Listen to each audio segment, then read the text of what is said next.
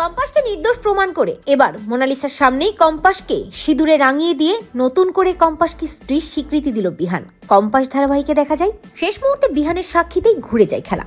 যখন একের পর এক দোষের আঙুল তুলে কম্পাসকে ফাঁসিয়ে দেয় ওই অভিজ্ঞান দত্ত এবং আদালত কম্পাসকে শাস্তিও দিয়ে দেয়, তখন বিহান হাজির হয় এবং বিহান স্পষ্টভাবে সবাইকে জানায় তার স্ত্রীর কোনো দোষ নেই। তার স্ত্রী ওই ল্যাবে কোনো রকম কোনো বিষাক্ত কেমিক্যাল রাখেনি।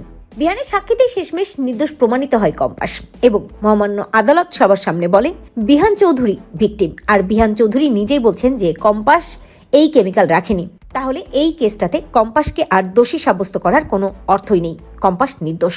তবে মহামান্য আদালত পুলিশকে নির্দেশ দেয় যে ওই ল্যাবে কেমিক্যাল কে রেখেছিল তার সঠিক তদন্ত করতে। অন্যদিকে কম্পাসকে মুক্তি দিয়ে দেয়। কম্পাস কাঠগড়া থেকে নেমে ধীরে ধীরে বিহানের দিকে আসতে থাকে। অন্যদিকে বিহানও কম্পাসের দিকে অবাক হয়ে তাকিয়ে থাকে, ভাবতে থাকে কম্পাস এ কয়দিন তোমাকে অনেকভাবে দোষী বানানো হয়েছে, অনেক কষ্ট হয়েছে তোমার, কিন্তু আর নয়, আর আমি তোমাকে কষ্ট পেতে দেবো না কম্পাস। আমি বুঝতে পেরেছি আমার জীবনে তোমার জায়গাটা ঠিক কোথায়। অন্যদিকে অভিজ্ঞান দত্ত চোখের ইশারায় মোনালিসাকে বুঝিয়ে দেয় বিহানের কাছে যাওয়ার এবং মোনালিসা ছুটতে যেতে যায় বিহানের কাছে।